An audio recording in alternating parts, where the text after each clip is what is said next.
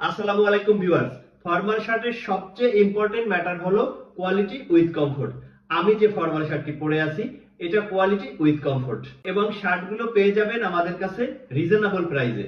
শুধুমাত্র এই শার্টটি না, এটার অনেকগুলো কালার আছে আমাদের কাছে অ্যাভেলেবেল।